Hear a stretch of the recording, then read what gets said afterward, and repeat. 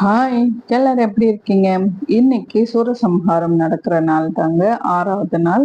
அன்னைக்கு நம்ம என்னென்ன செஞ்சிருந்தோன்றத பத்தி தான் இந்த வீடியோல நம்ம பார்க்க போறோங்க. நம்ம சேனலை ஃபர்ஸ்ட் டைம் சப்ஸ்கிரைப் பண்ண எல்லா நல்ல உள்ளங்களுக்கும் ரொம்ப ரொம்ப நன்றிங்க. இது வரைக்கும் நம்ம சேனலை பார்த்துட்டு இருக்கோங்க எல்லாருக்குமே ரொம்ப ரொம்ப நன்றி. இந்த வீடியோல வாங்க பார்க்கலாம்.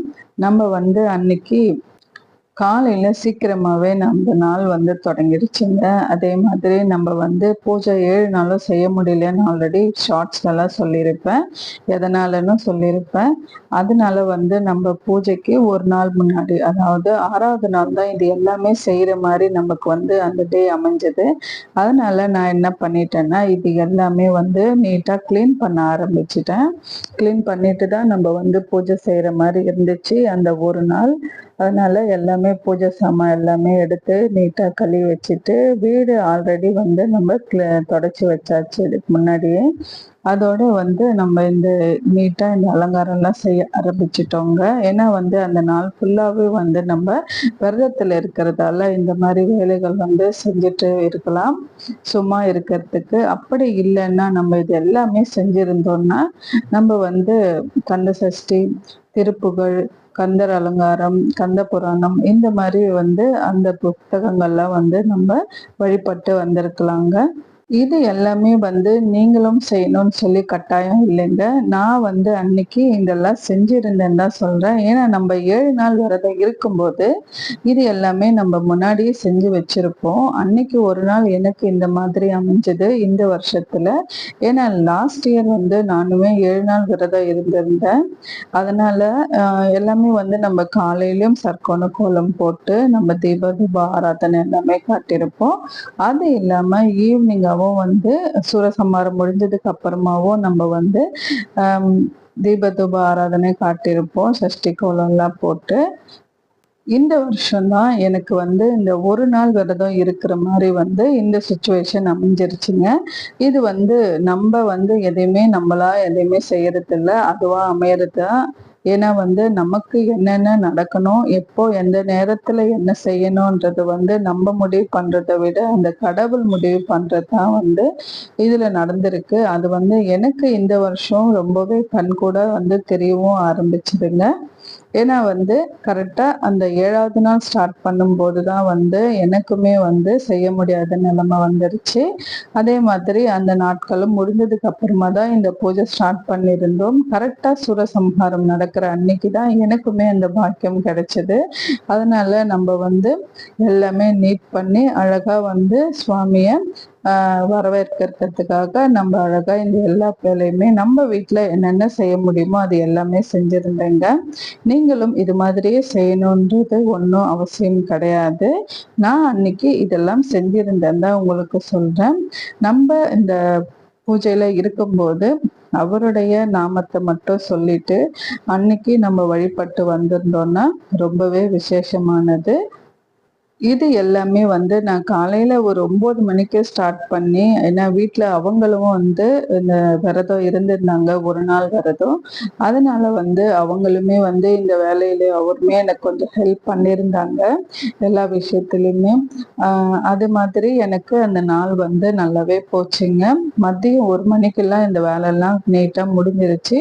இதுக்கப்புறம் சூரசம்ஹாரம் பார்த்துட்டு அதுக்கப்புறமா தான் நம்ம திரும்ப குளிச்சுட்டு தான் பூஜை எல்லாம் பண்ணியிருந்தேன். அதையும் நீங்க கண்டிப்பா பாருங்க. இதோட நம்ம நாளைக்கும் திருக்கல்யாணமும் செய்வோம். அதுவும் அடுத்த vlog வரும், கண்டிப்பா பாருங்க. ஒரு சிலருக்கு இந்த 6 விளக்குல வெத்தலை தீபம் போடுற பழக்கமும் இருக்கு. நானுமே லாஸ்ட் இயர் போட்டிருந்தேன். ஆனா இந்த வருஷம் நான் வெறும் விளக்கு மட்டும்தான் போட்டிருந்தேன், நெய் விளக்கு ஏற்றிருந்தேன். வெத்தலை தீபம் போட்டுதான் ஆகணுமா அப்படின்றதெல்லாம் கட்டாயம் கிடையாது, அது நம்ம இஷ்டம் தாங்க. வெத்தலை தீபம் போடுறது 6 விளக்கு நம்ம சஷ்டி கோலத்துல வச்சு நம்ம விளக்கேற்றணும். நெய் தீபம் ஏத்துறது ரொம்பவே விசேஷமானது.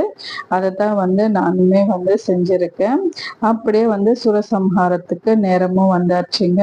நம்மளுடைய இந்த அரக்கர்களான இந்த 3 பேரையும் நம்ம முருகப்பெருமான் எப்படி எல்லாம் செஞ்சாரு, எந்த விதத்துல இந்த இந்த இது நடந்தது அப்படின்றத பத்தியும் வந்து டிவில பார்த்துட்டே வந்து நம்மளும் வந்து இந்த இது செஞ்சுட்டு வந்திருந்தோம். நீங்களும் கண்டிப்பா இதை பார்த்துருப்பீங்கன்னு தான் நினைக்கிறேன்.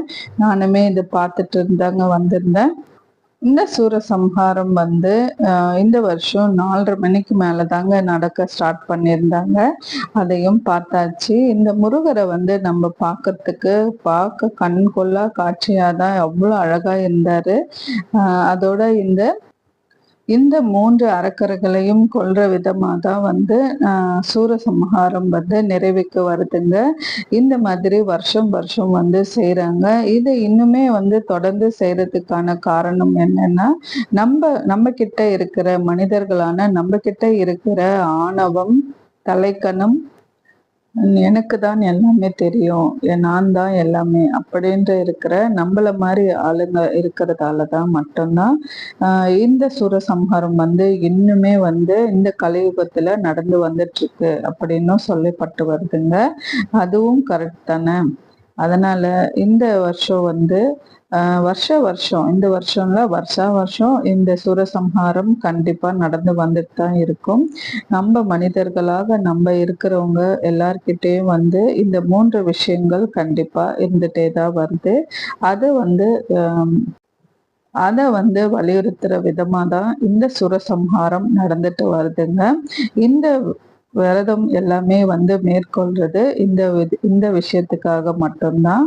அதே மாதிரி இந்த சூரசம்ஹாரம் நடந்து முடிந்ததுக்கு அப்புறம் நம்மளுடைய வேண்டுதலை வந்து இந்த முருகர் பாதத்துல நம்ம வைக்கும்போது அது கண்டிப்பா நிறைவேறும் அப்படின்னு சொல்லிட்டு தான் இந்த பூஜையும் வந்து நம்ம விரதமும் இருந்துட்டு வரோங்க. ஒரு சில 7 நாட்களும் இருப்பாங்க. மிளகு விரதம், கடுமையான விரதம் இருப்பாங்க. ஒரு பொழுது விரதமும் இருப்பாங்க. இல்ல 2 வேளை சாப்பிட்டு அந்த விரதமும் இருப்பாங்க. பால் பழம் விரதம் அந்த மாதிரி இருப்பாங்க. இந்த மாதிரி நிறைய விரதங்கள் அவரவர் உடல் நலத்துக்கு ஏற்ற மாதிரி விரதம் இருக்கலாம். அந்த மாதிரி தான் நானுமே வந்து இன்னைக்கு ஒரு நாள் பொழுதுதான் இருந்திருந்தேன். 7 நாள் விரதம் இருந்திருந்தா ஒருவேளை வந்து சாப்பிடாம அந்த மாதிரிதான் விரதம் கண்டிப்பா இருந்திருப்பேங்க. நீங்க என்ன மாதிரி விரதம் இருந்தீங்கன்றத மறக்காம கமெண்ட்ல வந்து சொல்லுங்க. இது மாதிரி சூரசம்ஹாரம் முடிஞ்சதுக்கு அப்புறமா தலை குளிச்சுட்டு அதுக்கப்புறமா வந்து நெய் தீப விளக்கு 6 சஷ்டி கோல விளக்குல வந்து ஏத்தி நம்ம இந்த முருகரை வந்து வழிபட்டாச்சுங்க. மனமுருகவும் வெட்டியாச்சுங்க. உங்களோட பிரார்த்தனைகள் எதுவா இருந்தாலும் கண்டிப்பா சொல்லுங்க. இந்த ஒரு நாள் மட்டும் இல்லை, என்னோட வழிபாடுகள் எல்லாவற்றிலும் வந்து உங்களுடைய வேண்டுதல்கள் எல்லாமே கண்டிப்பா நானுமே சொல்லி நடக்கணும்னு வேண்டிக்கிறேன். கண்டிப்பா உங்களுக்கு விருப்பம் இருந்தா கண்டிப்பா சொல்லுங்க.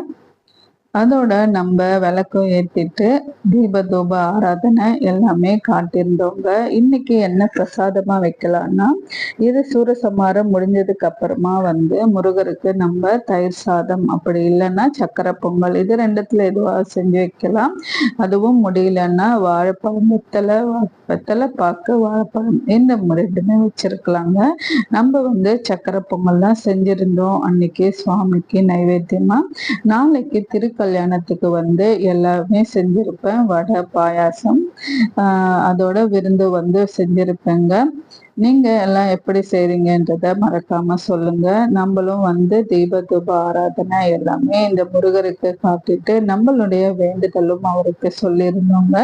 அதே மாதிரி பசங்களும் வீட்டுல இருந்ததால நம்ம 6:30 மணிக்கு தான் வந்து விரதத்தை முடிச்சிருந்தோம். பசங்களும் வீட்டுல இருந்ததால அவங்களையும் வந்து இந்த பூஜையிலையும் வந்து கலந்துக்க வச்சாச்சுங்க. அவருமே வந்து இந்த விரதத்துல இருந்ததால இந்த விரதம் நல்லபடியா வந்து முடிஞ்சது, சந்தோஷமாவும் முடிஞ்சது. ஏன்னா 2 பேருமே சேர்ந்துதான் இந்த பூஜை எல்லாம் செஞ்சிருந்தோம். சுவாமிக்கு கடைசியா சாம்பிராணி புகை எல்லாம் போட்டுட்டு இந்த வழிபாடு நல்லபடியா இந்த ஒரு நாள் விரதம் நல்லபடியா முடிஞ்சதுங்க. அடுத்த வீடியோல கண்டிப்பா பார்க்கலாம். நாளைக்கு திருக்கல்யாணமும் இருக்குங்க. நம்ம சேனலை சப்ஸ்கிரைப் பண்ணிட்டு பாருங்க.